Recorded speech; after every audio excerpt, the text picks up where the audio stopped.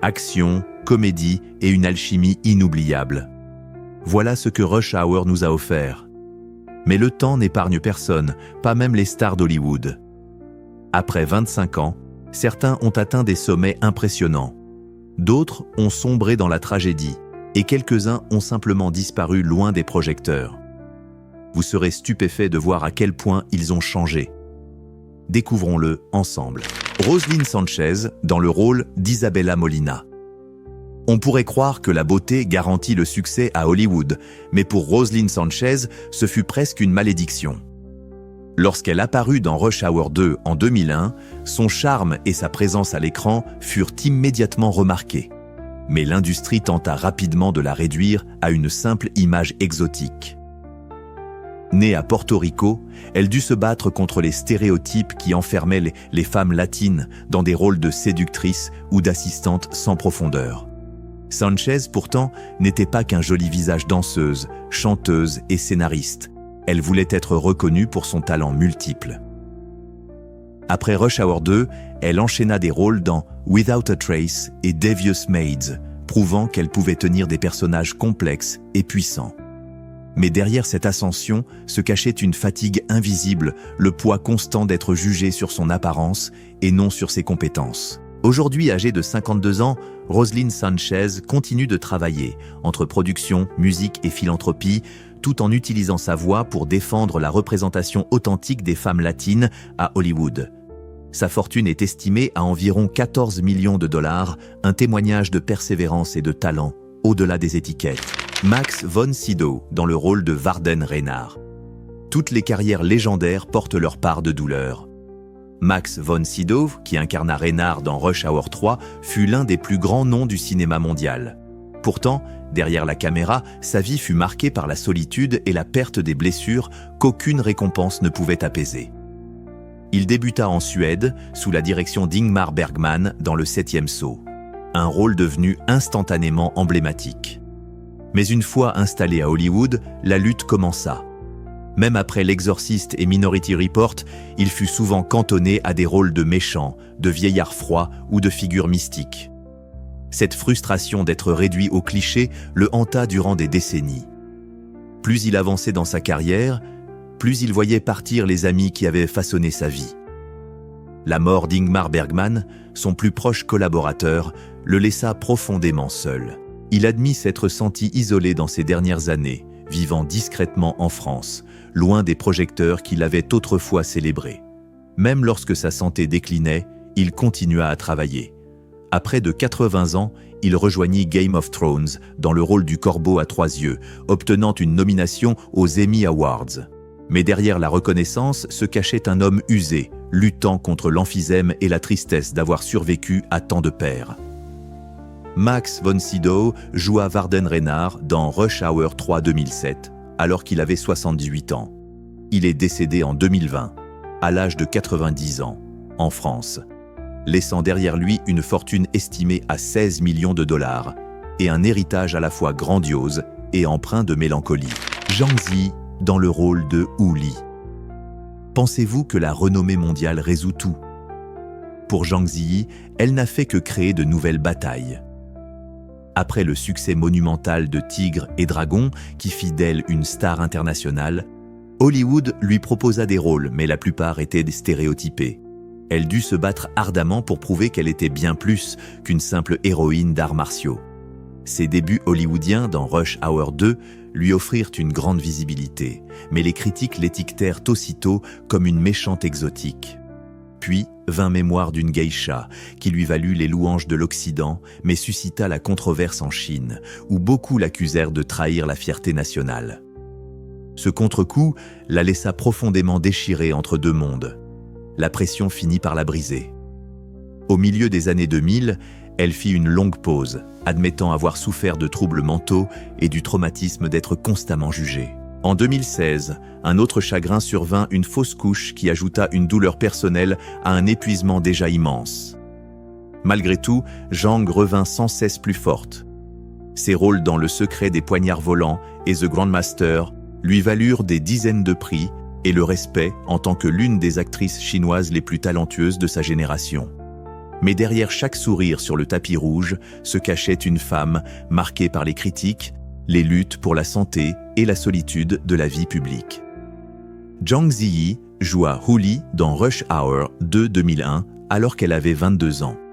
En 2025, elle a 46 ans, continue d'agir et de réaliser, et possède une fortune estimée à environ 100 millions de dollars. Alan King dans le rôle de Stephen Rain. Alan King savait faire rire les foules, mais derrière l'humour se cachait une vie de souffrance.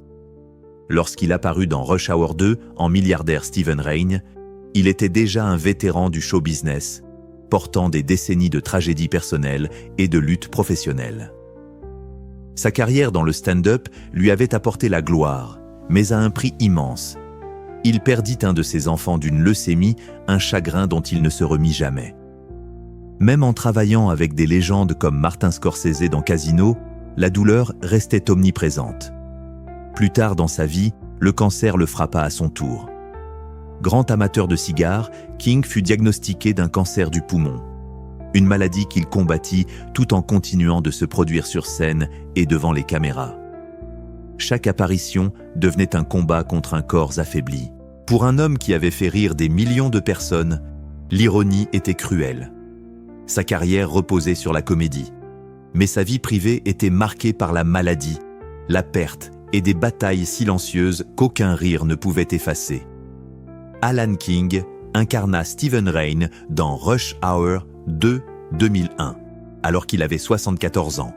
Il est décédé en 2004, à l'âge de 76 ans, des suites d'un cancer du poumon, laissant derrière lui une fortune estimée à environ 10 millions de dollars et un héritage comique forgé autant par la douleur que par le rire. Julia Su, dans le rôle de Soo Young-han. Tu te souviens d'elle? La petite fille innocente kidnappée dans Rush Hour. Julia Su n'avait que 12 ans lorsqu'elle donna vie à Soo Young-han, un rôle devenu inoubliable pour des millions de spectateurs. Mais alors que le film devint un succès mondial, la vie de Julia ne suivit pas le même chemin étincelant que celui de ses co-stars. Pour une jeune actrice asiatique à la fin des années 1990, les opportunités à Hollywood étaient extrêmement limitées. Après une brève apparition dans le court-métrage indépendant Three Exits, elle se retrouva rapidement écartée. Les directeurs de casting ne s'y intéressaient plus, et Julia commença à voir le métier d'actrice non plus comme un rêve, mais comme une porte qui se refermait sur elle. L'industrie qui lui avait offert sa première chance lui tourna tout simplement le dos. Sa vie personnelle, elle aussi, connut des épreuves. À seulement 20 ans, Julia perdit sa mère de manière soudaine, une tragédie survenue à une période où elle doutait déjà de son identité et de son avenir. Au lieu des tapis rouges, elle affronta le chagrin, l'isolement et la dure réalité d'une famille brisée. Julia choisit alors de se réinventer loin d'Hollywood. Elle poursuivit ses études à l'USC, puis obtint un MBA à l'UCLA, se construisant une carrière plus paisible dans les médias et la technologie. Elle préféra la stabilité à la célébrité, même si une part d'elle se demandait toujours ce qu'aurait pu devenir sa carrière si les bons rôles avaient existé pour elle. Julia Su joua Soo Young-han dans Rush Hour 1998 à l'âge de 12 ans. En 2025, elle a 39 ans, vit discrètement à Los Angeles et possède une fortune estimée à environ 500 000 dollars. Hiroyuki Sanada dans le rôle de Kenji. Certains acteurs deviennent célèbres par hasard. Hiroyuki Sanada, lui, a gagné sa place au prix de la douleur.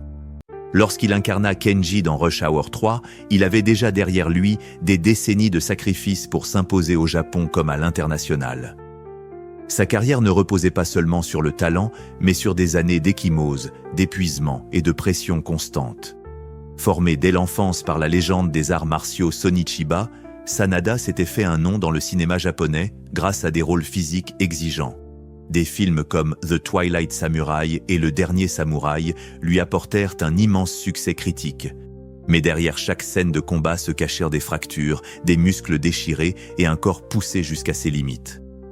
Même lorsque sa réputation grandissait, il vivait avec le tourment silencieux de ne jamais pouvoir s'arrêter. En 2010, sa santé faillit le trahir. Une grave maladie rénale l'obligea à repenser toute sa vie, son rythme, son avenir et même sa capacité à continuer d'agir. Pour un homme qui avait bâti sa carrière sur la discipline et la force physique, accepter la faiblesse fut dévastateur. La dépression s'installa et pendant un temps, il se retira de l'industrie qu'il avait autant façonnée que brisée. Mais la résilience de Sanada devint son plus grand héritage.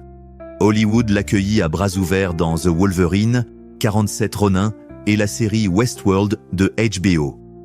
Puis, en 2024, sa performance magistrale dans Shogun dans le rôle de Lord Toranaga lui valut enfin une reconnaissance mondiale et des récompenses tant attendues. Pourtant, chaque succès restait teinté du souvenir du prix qu'il avait dû payer. Hiroyuki Sanada joua Kenji dans Rush Hour 3 2007 à 47 ans. En 2025, il a 65 ans, toujours actif entre Hollywood et le Japon et possède une fortune estimée à environ 10 millions de dollars. Jing Shu-jang dans le rôle de Soo-young-han adulte. Elle apportait grâce et force à son rôle. Mais derrière sa beauté tranquille se cachait une vie marquée par une pression constante. Née dans la campagne du Fujian, en Chine, Jing-shu n'a pas grandi dans le confort. Elle s'est frayé un chemin à la prestigieuse Académie centrale d'art dramatique où la compétition était féroce et les opportunités rares. Sa percée survint avec plusieurs drames chinois qui lui valurent une reconnaissance nationale. Mais la renommée internationale apporta un nouveau fardeau, chaque geste, chaque mot, chaque rôle était désormais jugé. L'écart entre les attentes et la réalité ne cessa de grandir. En 2005, le magazine Time la nomma meilleure actrice de l'année. Ce qui aurait dû marquer le début d'une carrière dorée se transforma en une pression écrasante. Jing-shu parla ouvertement de sa lutte contre la dépression, de ce sentiment d'être submergé par l'exigence de perfection tout en se sentant intérieurement brisé. Même après des films comme Mission Impossible, Rogue Nation, qui révéla son potentiel sur la scène mondiale, les blessures émotionnelles laissées par la célébrité restèrent profondes. Sa solitude aggrava ses difficultés. Elle évita le mariage pendant des années, se réfugiant dans le travail, tout en admettant que les projecteurs ne comblaient jamais le vide intérieur. Malgré les contrats publicitaires et les projets prestigieux, elle s'éloignait parfois volontairement des plateaux pour privilégier la guérison plutôt que la gloire. Beaucoup se demandèrent pourquoi elle avait disparu à son apogée, ignorant le poids qu'elle portait. Jing Shu-jang interpréta Soo-young-han adulte dans Rush Hour 3 2007 alors qu'elle avait 27 ans. En 2025, à 45 ans, elle poursuit une carrière sélective, vivant avec une fortune estimée à environ 20 millions de dollars, symbole silencieux de résilience, de talent et d'une femme qui a survécu à la célébrité autant qu'à ses ombres. De la gloire à la tragédie, chaque acteur de Rush Hour raconte une histoire différente de rire, de souffrance et de survie. Mais au fond, une question demeure: à qui revient vraiment le prix du succès ?